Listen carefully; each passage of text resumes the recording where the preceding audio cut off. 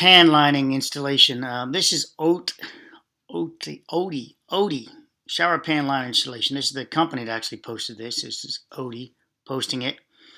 A few people commented on this video about things like not putting the pan. Well, a few things are odd here. Let's go to, first off, let's go to his mix. He puts the liner in, right? He puts in, well, there's their setup. So that's manufacturer recommendations. The drain rests on the subfloor above. We'll leave that alone. The drain pipe should then be solved. But then drain base opening needs to be protected from. So he's made a mix-up. It's nice and dry. You want the percentage down. He's got the blocking around the wall, which is nice. Specifically using a mag trowel. I like the mag trowel. All right, so I like it. He's going to switch to steel, and you're going to see where I'm going to get a little triggered by that. But he has his wire on the bottom. What purpose is the wire on the bottom? I have no idea. It's at the very bottom. It creates voids at the bottom of this mix here, and also a bond breaker from any chance of it connecting to the wood or bonding with the wood. If that was your intention, sure. So if you thought you had a floor that might move separately than your shower pan for some odd reason, yeah, you'd want that bond breaker. Let's go from here. Let's speed up. Applying the Portland sand cement mixture. Portland sand cement mixture barrier. So you just applied mortar only, no stone. Portland sand cement mixture barrier. Mechanical test plug in the drain. Begin by applying the Portland sand cement mixture bed over the subfloor. You don't have any stone, any more larger aggregates. You need some larger aggregates in this. I would recommend, a very small P, even if you do 3/8. You will have some issues over here. You're going to have to adjust your mix accordingly to taper off as this ultimately gets done. But let's talk about that in a minute. Pitched at a 1/4 inch per foot slope. Let's hit this now. You've got different materials also abutting each other, concrete and wood, expansion and contraction. You're not allowing for any expansion with this concrete inside here. Hopefully it will expand equally with the wood around it in the shower area, and you are creating an environment where they don't want to expand equally, right? You got moisture coming in here, and wood likes to swell in moisture, and this concrete would not want to swell too much. So you've got this compression going on. Or 2% grade. This slope should originate at the walls of the shower and turn. So he's just sort of slightly, just decoratively addressing the top. This should be tamped with that. You could tamp it with that. Tamp it down. You want it nice and tight. You don't want voids in here. And you've got a lot of, this wire down here can create a lot of voids for you where it's located at the bottom. That's just asking for it. Terminate at the drain base. Take care not to apply cement over the drain base. Once this is complete, the sloped mortar bed should be. Let's stop right there. This metal trowel, no reason for it to be there. No reason for this metal trowel to be there. He's going to put a liner down next. This metal trowel is dangerous. You can create a veneering system, but you're okay right at this stage of the game. You'll be okay, even if you veneer it a little bit, because of the. You're going to put a liner over there still, but he's going to use this metal trowel again. That's where it's going to be really, really craziness. Now, if you want to use a piece of wood to figure out the taper from here to here and work your way around to get this nice and even, sure, try that. Try something custom like that. Flush with the top surface of the drain base. Step 3. After allowing the to dry, look at this terrible rocky road of a mix, and he used this metal trowel on it. I'm like, how did you manage that? Well, obviously quality control here. This is not quality. This is not quality. This is terrible. It is a sub base, so we'll give him another pass. The final finish will be up top, but your vinyl would have to go down into these valleys and back up. That's kind of an iffy thing. The mortar bed to cure. You need to determine the dimensional requirements of your pan liner. Pan liner should be cut to a size that is large enough to cover the entire floor. Go up the walls to a height that is at least 2 inches greater than that of the curb. Everyone likes going up, the 6-inch 2x6, 5.5 inches minimum. to be sure you have enough material to adequately cover the curb itself. You can seam the liner if any specific area is too short. However, it's always best to have as few seams as possible. A seam may also be required if the area of the shower approximately 1. So now he's using, they use silicone as per manufacturer's instructions around here. The water is ideally going to have to make its way back up, and it's got to back up from the drain to cause an issue at this point. So yeah, the silicone's a nice issue, but if your drain is backing up, you know, this would be nice to have there to protect it from what going up underneath of there. I'll get to that again. Look at this terrible finish again. And he used a steel trowel on it. Multiple strikes.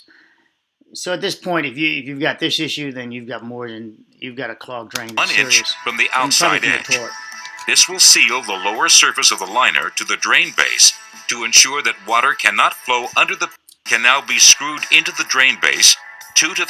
Pan liner should then be worked from the drain body to the side walls of the shower and curb threshold. And I guess he's doing it fast for the show that they're doing, presentation. But all this is quality control. This is not a speed race. He's turned it into a speed race, and your quality is going down. So that it lays entirely flat on the floors. I mean, what's the point of going in that pattern if you didn't do it? So this guy's full of surface.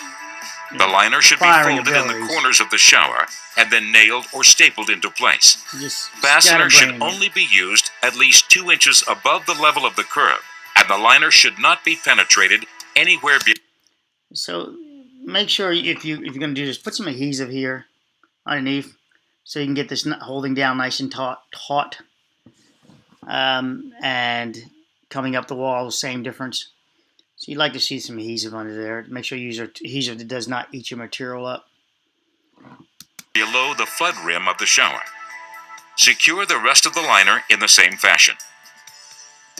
Step 6. For outside corner and curbs, clamping ring over the liner and turn it counterclockwise so it locks into place. Clamping ring. You see the ring just locks down. An additional 3/4 inch can be. So right now, if water was to come into here, it would have a point around these screws that would be an issue. But as you can see where the screws are located, the water, if it came down, it would go nowhere. It's inside a solid piece of plastic. If it came down around the threads here, yeah, there should be a little bit of water, not much. You know, these threads don't really allow much water to come down. It would hit the pan liner at that point. It could come across the pan liner and drop in. It could come underneath the pan liner. It would still drop in. The point is, it's redirected, and it's not going to go anywhere, even if it continuously came around there.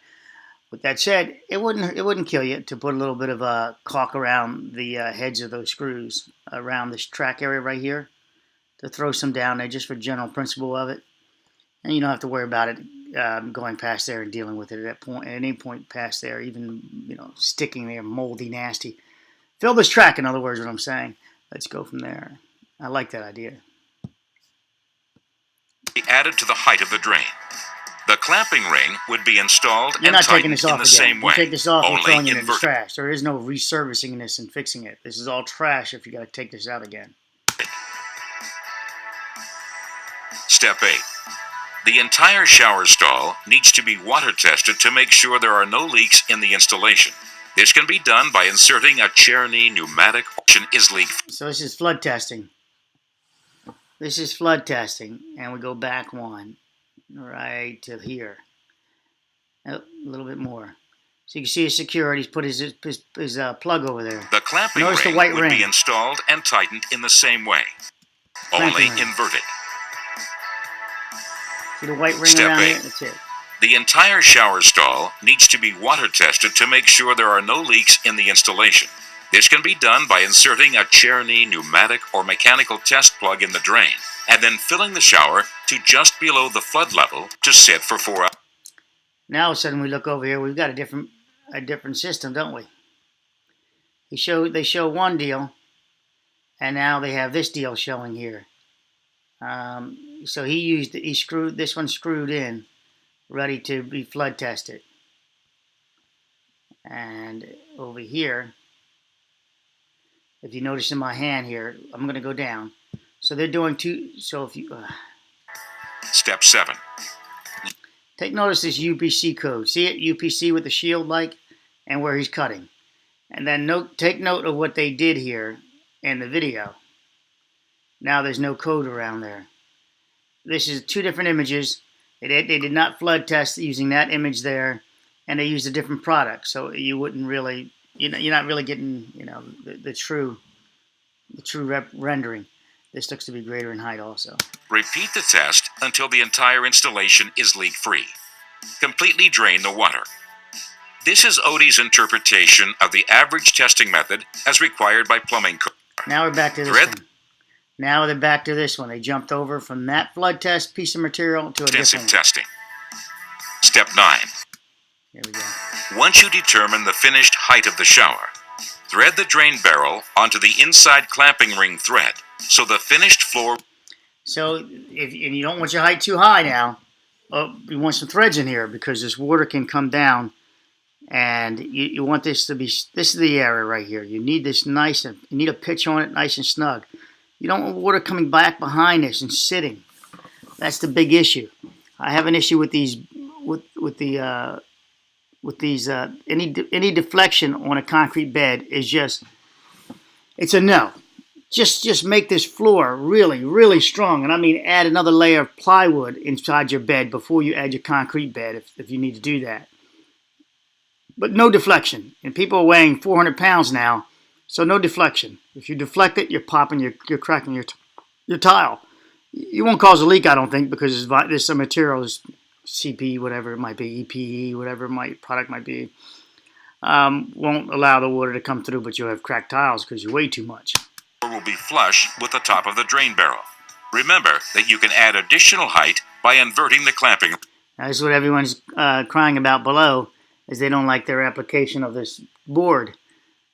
Yes, this board can act like a wick with water in there coming upwards, depending how far you're down. So yeah, I am a one of that you should put the concrete bed in first, just now. But this acts as a beautiful line before you put the concrete bed in. That's why people like doing that. So this would, you can put marks on it.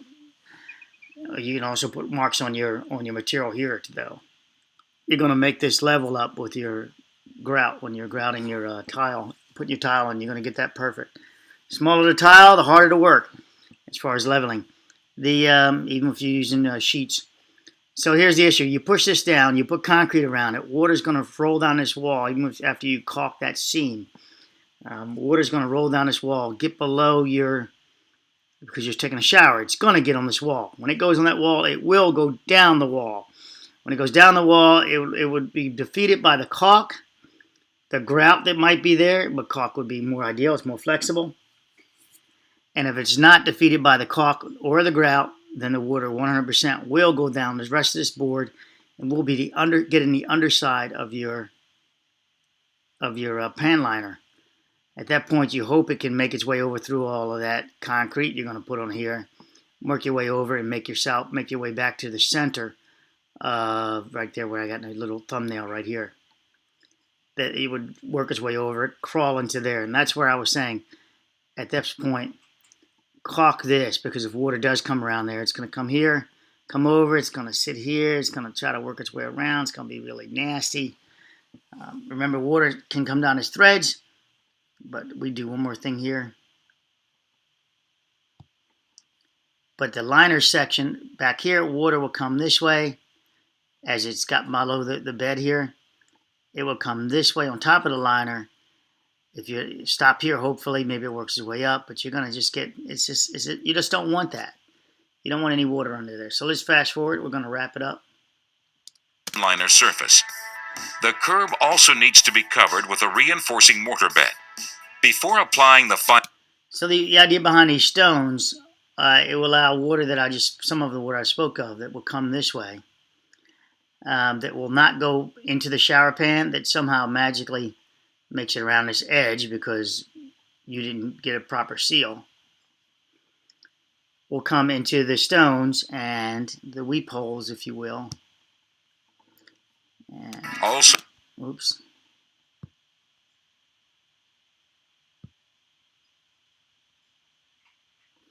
They're the stones. The drain. So they zoomed in. I can't do any better than that right this moment. So the water would come if it go. Yeah, they did that on purpose, right? Here we go. Let's go Will be back. positioned. Stop there. They did it on purpose. They cut the top, so we can't really look at it real hard, and inspect it around the edge here. The way they cut this view out. The water will come here, and it's got to jump from the tile over to here. When it can't make the jump, because it just can't make the jump, it will come down the edge of this, the outside edge of your screw down drain. I forget what they call it back here. I'll call it that in a moment. It will come down between the two. Some water will, most of it will make it here, but some water will. At that point, it makes to the stone. At the stone point, it can try to go around these threads and make it down to the drain. Or look what we have here, 1, 2 holes. The water builds up here, that little bit of water, and it makes it down those are your weep holes. Let's see if we got a better shot of weep holes. These holes here. Now let's see if we can find them here. Nope.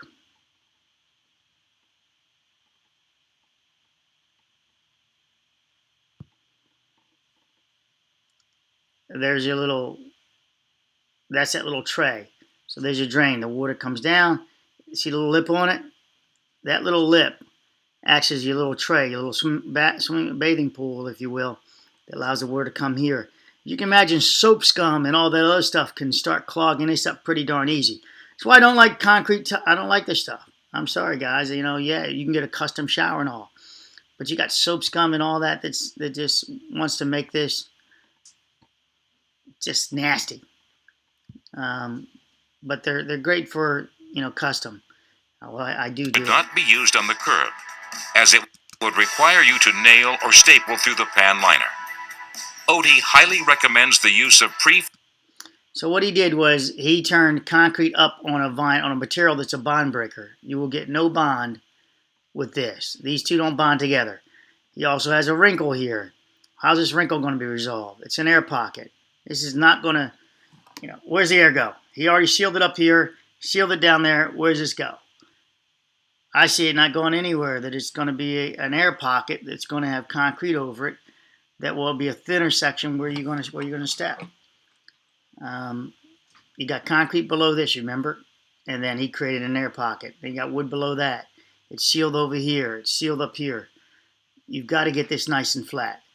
Now, he's attempting to use a mortar mix as a walking surface, as a wear surface like this, and up to the 1.5 inches. You're going to have to design your own mix. This is not designed to do that. They usually have stone in it of some type. So I do not recommend this. One of the products I'd recommend is like a Rapid Set product. And I recommend that with a limited disclosure. I have not tried it with this and Rapid Set. It's a different product altogether. You have to work very hard and fast. I have tried it. I'm sorry. I have tried it on a tile floor, but not on a shower pan. PVC or CPE pan liners. Waterproof drywall or cement board should not be used on the curb, as it would require you to nail or... Right there. Should not be used on the curb. So at what thickness will you have to apply this up to where it can act as its own compressive forces? In other words, if I only make it 1/2 inch thick going up here, what will keep it as I step on a shower curb? What is that taking? That little 1/2 inch of mortar is taking on the compression along with the tile on the face of it.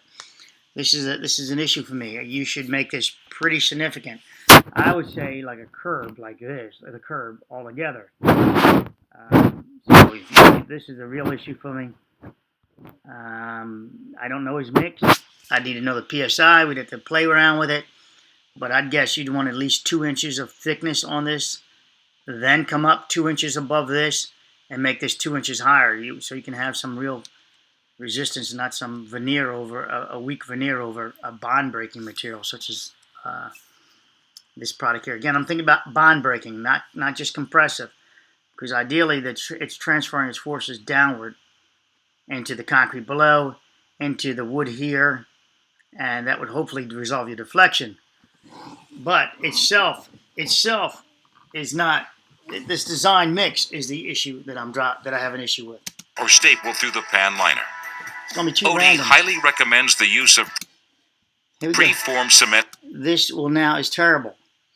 This, you want the water to bleed off. It's bleed water we're looking at. Bleed water. You want it to bleed off naturally.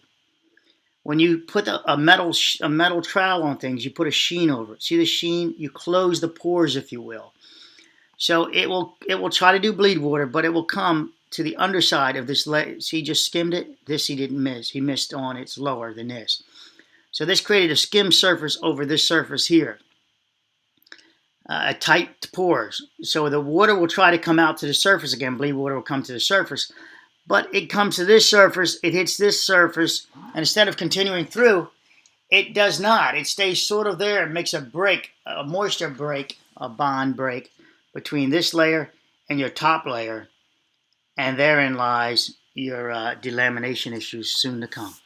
This is why you do not. And so you put your tile on this, and now you're putting it on top of the, 1/32 16-inch layer of something that's going to want to start peeling and popping away. No, NO to a steel to this inside this section. You don't need this finish. This finish is not required at all for your tile.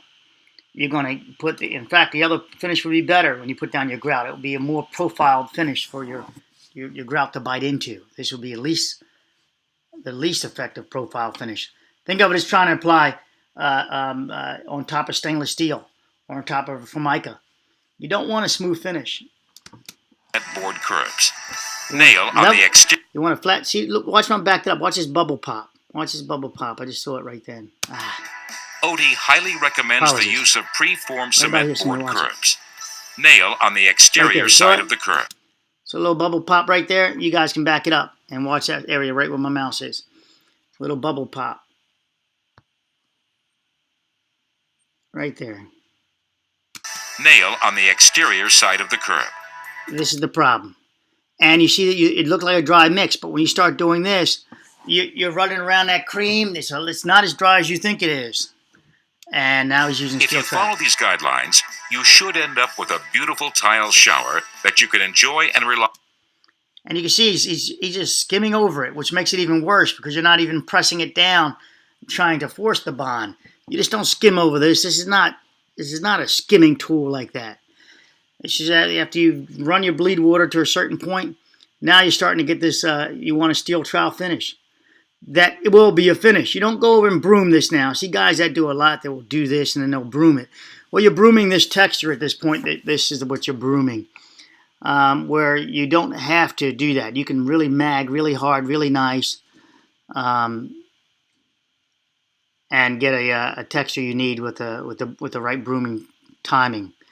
If you can't get the texture, then you slide in with the metal trowel and try to get that cream that way so you can then texture that cream. Your bond is going to be what the bond's going to be at that point. But again, a steel trowel is the worst you can do for your last finish.